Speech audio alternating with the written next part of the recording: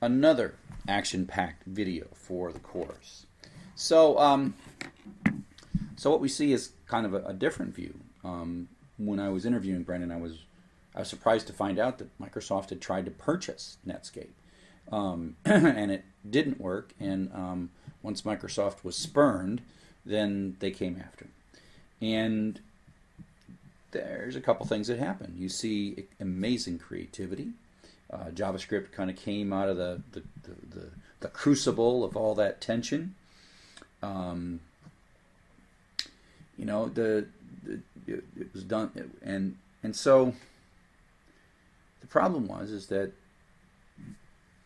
Netscape was sort of doomed, right? They didn't have deep enough pocketbook to compete with Microsoft. Microsoft was going to be able to bring the fight to them.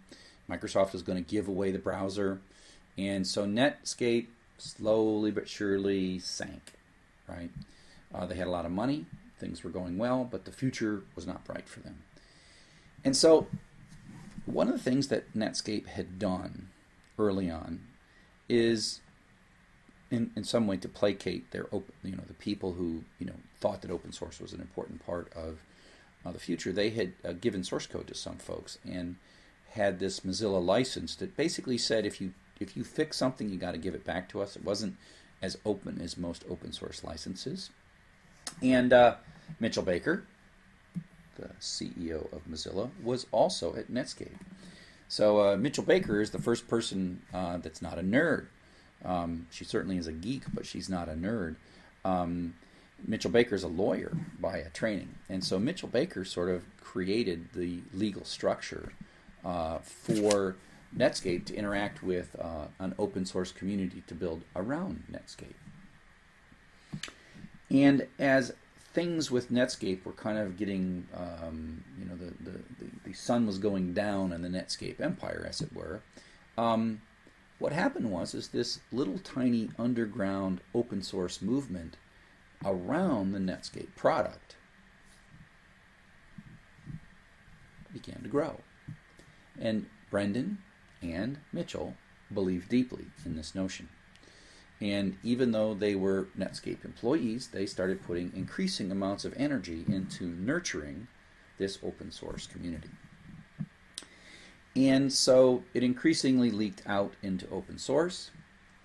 And Netscape so when it went down, it got purchased by America Online. Then America Online bought Time Warner, but then that kind of crashed. And all the while, more and more of the Netscape technology was leaking out into open source. And at some point, I've got to go back and get another interview. At some point, the powers that be at the Netscape /AOL /Time Warner are like, what is going on here? Why are you giving away our stuff? And Brendan and Mitchell kept giving away the stuff, and it got so bad that at one point they fired Mitchell and said, you go away.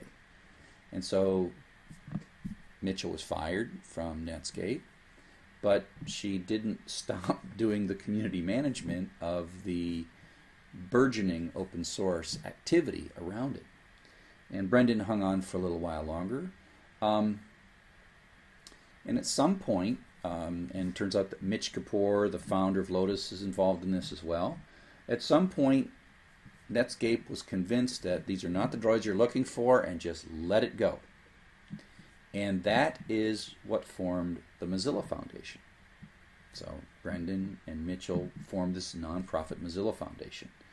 And it started out rather impoverished, but it did have source code to what formerly was kind of Netscape. They started to do some rewrites. My recollection of the early releases of the Mozilla browser were not all that great. But then they did this big rewrite of Firefox. It took them a long time. They did it very open source. They sort of embraced their open source culture. And it was pretty cool. And it turned out that about the so Mozilla was, Mozilla, the browser, It's the Mozilla Foundation, but the Mozilla browser was not a great browser. But what had happened by a little time passed, and the Internet Explorer, having defeated Netscape, started to get a bit lazy, right? And their browsers weren't so good. In Internet Explorer 3 and 4, 5 is like lazier and lazier and lazier and lazier. And finally, the Mozilla rewrite that turned into Firefox was getting better and better and better. And the moment where that crossover happened also was the moment that we were changing the nature of hypertext markup language, the markup with castigating style sheets. And the problem was Microsoft sort of wasn't jumping on the bandwagon, but Firefox had done all the standards, filed the World Wide Web Consortium, and done all this stuff, and the Firefox thing that was about to pop was really a clean implementation because they had taken a long time. The other thing that was really clever was they put the search box up on a browser, so Firefox is the first thing to put the search box up. And at that point, when you would drive a search to Google, Google would give them some money. So all of a sudden, that little search box, and the fact that Firefox is really good software, and Internet Explorer was kind of, getting a little lazy and not keeping up with the trends, all of a sudden Firefox moved to like a 35% market share in a very short period of time. Mozilla was insignificant, but the rewrite of Firefox, coupled with the Microsoft downturn, and so now all of a sudden you're sitting on Firefox. All the Mozilla people, Firefox is the best thing since sliced bread. Probably 1/3 of you at least are using it right now. And money from Google is just rolling in. So they can expand, they do all these things. They still are very, very much open source. So it's quite a story. It really is quite a story. And so I need to get you some more video on that. I mean, I'd rather not me tell you the story. I'd rather have people tell you the story, but I don't exactly have all the video for that right now. Hopefully in a future version I can get further stuff from both Mitchell and from Brendan. I mean, I know Mitchell, and we tried to get together so I can do an interview with her, but I just haven't we just haven't connected because she travels all over the world. So just a thought bubble to make you think. Let's clear this.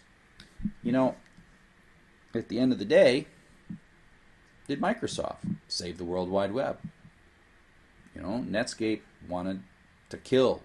Well, Netscape wanted to make it all proprietary. They wanted to own it. They wanted to own the browser. They wanted to define the protocols, all that stuff. They wanted to make the browser be a for-charge thing, and they threatened to make the desktop operating system irrelevant because we could write web applications, which we now do, of course, that are independent as long as there's a good browser on an operating system. And so I think a case can be made that Microsoft, even though they were simply protecting their turf, they basically made it so that Netscape's business model to sort of corner the web as a proprietary thing failed. A big part of why that is the World Wide Web Consortium.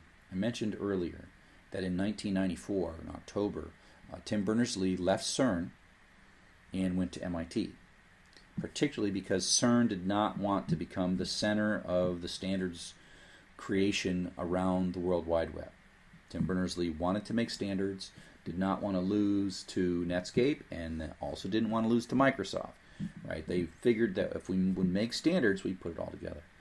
And so Tim Berners-Lee brought everybody together. I kind of mentioned there was a little tension between NCSA and CERN about the definition, but once folks realized how big this was, everybody worked together. Joseph Hardin, who you've met, also was a co-founder, and so everybody kind of came together, realizing that it didn't matter so much who'd created each little individual thing, but they had to take care of it. So the goal was, and Tim was the lead of it and continues to this day to be the lead of it and does a great job of that. And his goal was to develop standards to avoid proprietary balkanization of the web. So we didn't want like a this web and a that web. And every once in a while today, like, oops, here comes the iPhone and it does something a little bit different, and people are like, they're trying to balkanize the web. And so this is something we have to, even today, we have to stay vigilant. And so the World Wide Web Consortium tries to move interoperable solutions to like fancier graphics and curved buttons and all these little things, it's important that it evolve, and it evolve together so that all the browsers across all the vendors can evolve together, rather than letting one vendor sort of just sprint ahead, and then that eventually would lead to sort of a tipping point where you just kind of have to start using one particular browser. And again, just recently it seems like Chrome's got a bunch of, Google's Chrome's got a rapid increase in market share, and I think part of that's because there are things that work better with Chrome than don't, and that's a little disconcerting, that the reason that we pick a browser is because parts of the web work better with this browser than that browser. We want standards to lead the way. But going back to 1994, everybody was afraid of Netscape, and then when Microsoft jumped in, everybody was afraid of Microsoft. But really, if you think about it, probably the reason the World Wide Web Consortium worked was because Microsoft jumped in early. And people will complain about Microsoft and not doing this CSS or whatever. But in many ways, Microsoft is a fierce supporter of standards, a supporter of the development of standards. If Microsoft gets in trouble, it's probably because their browsers, there's so many of them, and there are so many old ones out there, and people are usually more angry. Everyone's angry at the latest browser to break in one little thing, but people are more angry about Internet Explorer 6, saying, well, there's a lot of Internet Explorer 6s out there. Well, that's the danger when you have such a large market share, the way that Microsoft does. But Microsoft, in my opinion, has been a good citizen on the web, has been a good citizen in the World Wide Web Consortium, and really has helped keep this wide open. I think there's good reason for Microsoft to want to do that. They don't want things to tip out of the interoperability spot. They got a good thing with their operating systems and SQL Server and SharePoint. They're doing pretty well, right? They do not have to sort of bend this whole web thing to the point where they win it. And there's other stories about where Microsoft has saved us.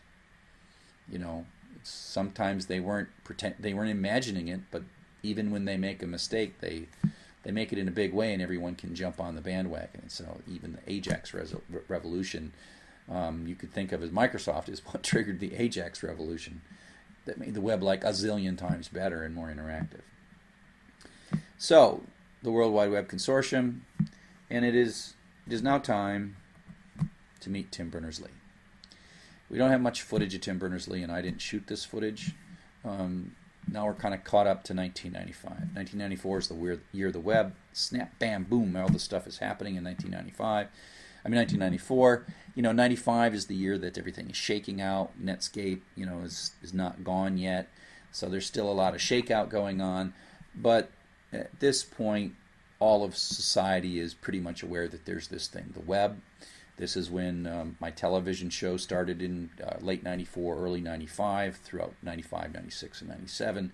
And I'm not going to ask you to watch my television show, but you can see a version of me that has a little darker hair, but you'll see that I talk the same way and I move my hands the same way. So it is indeed me, just younger, with more hair and darker hair. But we have a bit of film of Tim Berners-Lee caught at the December 1995 World Wide Web Conference. I think it was in Boston, actually. And you see a spark. And even if you see Tim Berners-Lee on a TED Talk today, this is 1995, so that's 15 years ago, at least maybe 18 years ago. But you see that this guy's just like got his feet in the future, right? And whatever we've done, that's great. But it's really about the future. So let's go ahead and meet Tim Berners-Lee as he talks about what it means when we can assume the web.